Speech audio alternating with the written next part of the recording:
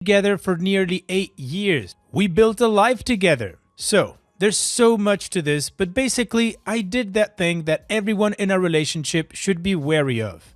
I looked through her phone, and I found messages upon messages from a mutual friend who lives out of state now that were concerning. Initially, I was gonna leave right then and there, but I wanted to try to talk to her, so I gave her almost 3 chances to own up to it. The first time, I was really vague and just asked if there was someone else. She flat out denied. I thought I was prepared for her to deny, but turns out I wasn't. Then the other times, I got more and more pointed. Finally, she admitted that the guy had messaged her and flirted with her, but we knew he was that way, and while she didn't tell him to F off, she wasn't into it. Now, I didn't see any messages from her at the beginning that showed she was exactly complicit in it. So while I didn't believe her, I tried to give her a chance. I know it's stupid, but we've been together for so long and we built a life together. But then I dug again. And there it was, all of it. And worst, she took the time to insult me to him. That hurts. So effing much that hurts. I know my faults and I know what I could have worked on this relationship, but I really tried. Every day I tried. But for her to tell someone else things about me like that, I can't help but feel broken. So right now, I'm waiting for her to wake up and leave for work. Then I'm packing what I can and heading to a friend's place. And I don't know. I spent 8 years on this relationship and I'm gonna walk away from it. I wrote a note out on my phone that I'm gonna write up for her after she leaves.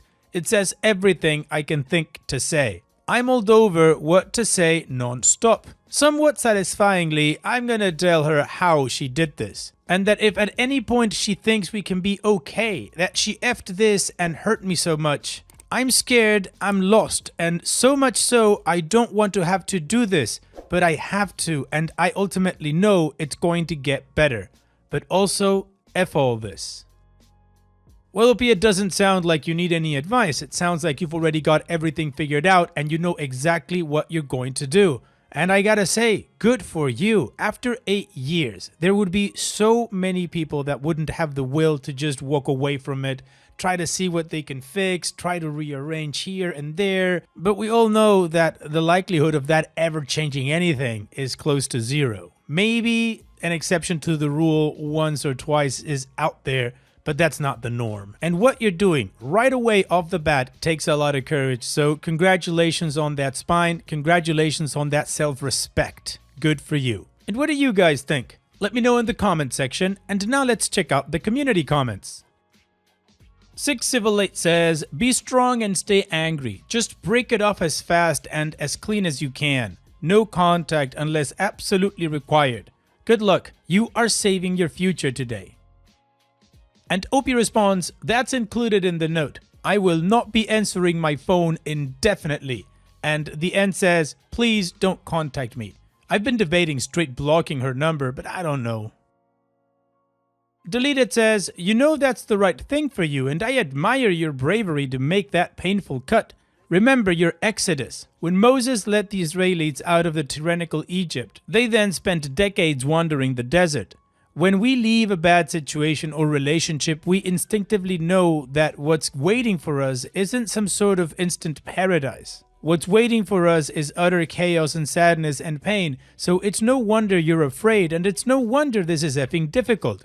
But chaos and pain and suffering and misery are the exact paths you need to take in order to have a chance of something better. Hopefully you'll come out the other end stronger and wiser. That's all each of us can hope for. And OP responds, that's really sweet and really beautiful. Like I said in the post, I thought I was ready to leave initially, but I got scared of those exact things. Now I just want to be away. And another deleted account says, if you're 27 and have been in a relationship for 8 years, that means that this will be the first time you will be single while having financial independence and a solidified social status. This whole ordeal might be a bit rough for you at first, but if you play your cards right and don't wallow on the past too much, this might turn into a very freeing and exciting phase of your life. Wish you the best. And Opie responds, this, 100% this. You nailed it with the first part. I lived with a friend for a year before her and I moved in together, but I was young and had a part-time job. That's something I'm trying to think about more and more, that this is for the better beyond just leaving this situation. So thank you for helping clarify that in my head. Opie's edit. She's up now and getting ready for work. She tried to kiss me and apologized about tossing and turning all night, and she knew it kept me up. I seemed to be getting a lot of pushback on the letter. When she leaves, I'm gonna pack and I'll mull it over again. But I'll say this, if I decide to write it and it ends up being a mistake, then so be it. It felt nice to at least draft it out on my phone. Made things more real so I can convince myself more that I have to leave. 8:30 a.m. She just left for work. I'm going to shower and truthfully let out a nice cry. Then pack my stuff. Lots of people are saying to straight ghost her and lots are saying a short and to the point note instead of letter. I'm gonna contemplate that in the shower. She kept saying I love you and I was reluctant to say it back. She said it 3 times and I kind of grumbled it out once. I'm certain once she reaches work, she'll text me about that. I'm not going to respond to her while she's at work. She won't be home till probably 8 tonight. 8:54. I'm packing now. Cats seem to know something is up because they won't leave me alone. Honestly, breaks my heart. I've been mulling the letter over. I reread it a few times and I've decided on a short note just laying out that I know and I'm leaving. Essentially something like, I left, I know about you and him. Insert what I read and saw. I'm so utterly disappointed in you. I won't be answering my phone and I wish for you not to contact me. At some point, we'll get together to discuss logistics. Also, I'm rereading everyone's comments. If I didn't reply, I'm sorry. To the people that have commented about going through something similar, I am so sorry you're going through this as well. I don't know what you'll be able to glean from my situation, but I hope something here in all of this helps you all as well. 9:25 a.m. I'm pretty much packed with what I can get out right now. Obviously, there's a lot more. I'm writing the note and then leaving. I'll need to find food after I drop off what I have.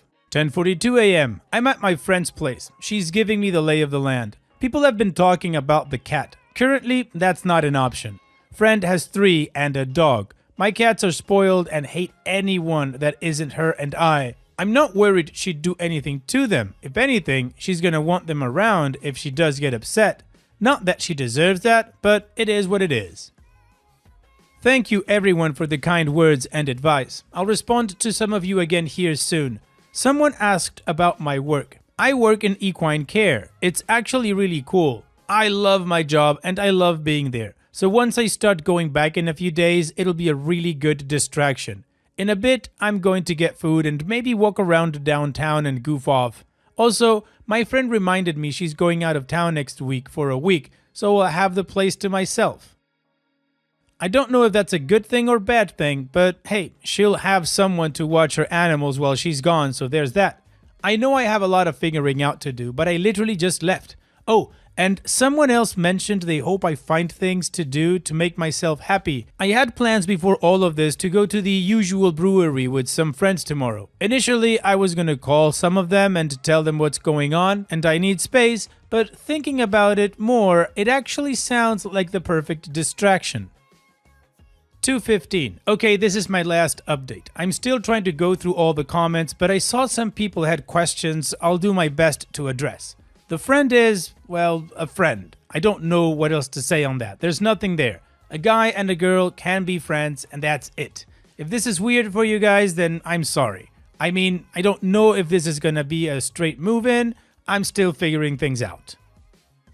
Some people have said I'm no better than her and 8 years and not being married was already a bad sign and etc. Well, I guess so. Like, clearly this relationship isn't working out. Look what it led to. If that's my fault or her fault or our fault or whatever, it is the situation I'm in.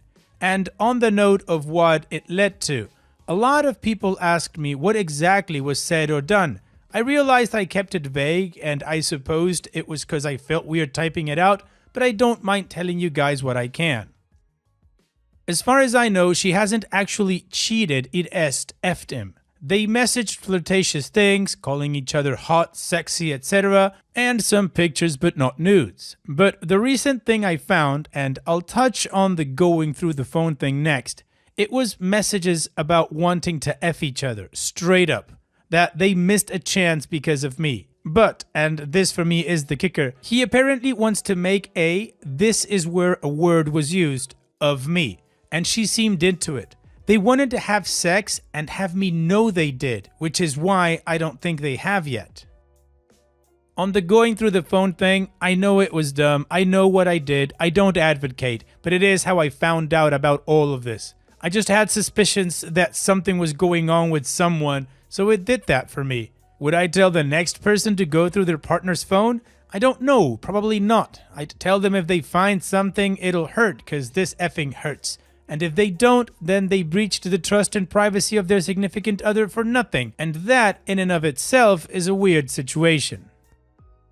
Alright, well the community agrees that what OP did is the right thing to leave. Of course, they questioned him on everything else, and we got a play-by-play of how things are going. So now let's move on to the update to see how this story ends. So we had our talk last night. I got back and she tried to crack a couple of jokes like things were normal. I started it off and told her that I loved her, and I had for the nearly 8 years we were together, but this is something I can't forget or forgive. I told her I knew everything said between them. It disgusted me, and it hurt deeply, and that she did that. Now, I told her I didn't believe I'd be okay because of this for a long time. That's half true. This will of course take plenty of healing, but I know I'll be okay. Now, for her side. She told me that none of this had to do with me. None of it was my fault. It was all her. Her mistake, her F-up. She had been feeling unhappy just about life for a while. She felt stuck in life and aimless. Then this guy, an ex-friend, came along and gave her attention, and it distracted her from how unhappy she was with how her life was. But then, it started to progress to a point she didn't know what to do. None of what she said she meant to him. She said it because she knew he wanted to hear it. That it almost didn't seem real to her. It almost felt like a game. I told her it was real to me, that she still said those things. That she can't take that back or undo it. She told me she never intended to hurt me. That's been the hardest thing for her, because she knew I treated her better than anyone else will. That I'm the only person who had and will put up with her BS. She told me I really did treat her better than she deserved. I had my phone beside me with notes and points I wanted to make. She pulled out hers every once in a while for the same thing. She said she genuinely didn't know why she let it happen. She knew he was a scumbag with how he treated our friend, his ex-girlfriend, and that he was actually starting to get mean or pushy towards her, so she hasn't talked to him since. Also, maybe not the wisest thing, but I told her that I genuinely mean this. If I ever saw him, I would kick the crap out of him, just for everything. She said she understood that he clearly never cared about me when I knew him. She apologized a lot, and say what you'll want, I do believe she means it. This relationship is officially over though. I know there's probably more I wish I could have said, but my real takeaway is that I can let go of it, move on and start to live a new chapter of my life. I haven't told her this yet, I'm going to Monday, but I have an opportunity on a new place with a coworker. Their roommate leaves in a few months. So that gives me time to save and to get some of my life back in order. I have a lot of work ahead of me, a lot of things to figure out. As plenty of people have pointed out, this will be the first time in a long time that I'll be financially and personally independent. I'll only have me to worry about. That's something that'll take some work, but I'm going to welcome the challenge and spend as much time as I can trying to be who I am more than ever. I also want to say from the bottom of my heart, sincerely, thank you to everyone that took the time to read and respond in this last post. This has been and will continue to be one of the hardest things I've gone through, but you guys have been so amazingly gracious with your advice. I will always remember this and the kindness of random strangers on this silly little website. OP's final update. Hey, sorry I haven't updated in a long time. First things first, I'm sick, going to the doctor Monday. Think I have an ulcer in my stomach, not sure, so I've been dealing with that. But as far as everything else, moving into my new place in about a week. Talk with X on and off. Wouldn't say things are friendly, okay, but we're being civil. there's nothing really for us to talk about anymore, so it's been like once a week, something random. We had lunch a couple of weeks ago and she opened up a lot. She has growing to do. I do too, of course. And she's not doing anything with that guy, just wants to focus on herself and bettering herself. Until this past week, being too sick to go out, I've been hanging out with friends and goofing off. Tried to brave a small concert the other day, but almost threw up while I was there. But overall, things are alright. I've got things going for me. Been basically focusing on that. Budgeting, making various lists of things I need and things I want to do. I'm getting 2 paid vacations this year, and just generally figuring out my life. Well, it'll be good for you. I mean, apart from having an ulcer, good that you're figuring out your life, good that you're moving forward, and that you're taking chances to put yourself out there. So here's wishing you the best, OP. Thanks so much for sharing and take care. And now let's move on to the next post that also has an update. This post is from the subreddit Mother-in-Laws from Hell and it's by user Secure Storage 635. Just bought Fixer Upper. Mother-in-law is becoming increasingly clingy. Like the title says, Hubs and I just bought an 1890s farmhouse. It's in livable shape but was slightly neglected, so it is consuming all our time outside of work. Mother-in-law is calling him multiple times a day to ask when she'll see him. Mother-in-law is offering to make his favorite dinners and not inviting me to said dinners. Mother-in-law is having her husband call him to invite him to dinner. Again, while they know I'm likely nearby, no invite. Working on the house is not optional. Currently, insurance is throwing a fit because the connected barn needs work, which we are trying to do on weekends. I'm losing my mind. She is so selfish. Not at all the first time she's acted this way, but I don't want to write books just venting. Ugh. Well, OP, you would know her better than any of us, but from what you've shared in those 2 short paragraphs, she is annoying if she's just inviting him and not you specifically. I would say the only thing that would put this whole thing at ease is that your husband doesn't pay attention to her and he's just focused on you and what you guys need to do. Maybe he could actually call her out and say something like, when you invite the both of us, we might make a date out of it. That's it. But in the meantime, the farmhouse project sounds like a lot of fun. It's a good thing to focus on that.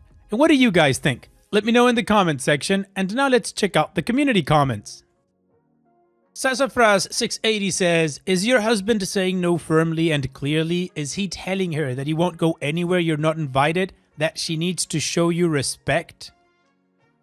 And Dopey responds, we just had this discussion a few days ago. The only response he gave me was, we can do dinner Wednesday because that's when we're both available. The only reason he accepted is because she's been hounding for weeks on this St. Patrick's Day dinner. She also made Christmas all about her. That was fun. We are a young couple. I would really like to start some traditions and feel some autonomy surrounding holidays. But no, she is relentless and guilt trips him. She told him he's not a very family-oriented person. She's already started on asking him if he'll take a week off work for Christmas to be with her when she goes back to Florida. Lord have mercy, I'm ready to just give up. He does understand she's in the wrong, but I haven't really seen a lot of willingness to reject her and stand up for our life together. Oh well.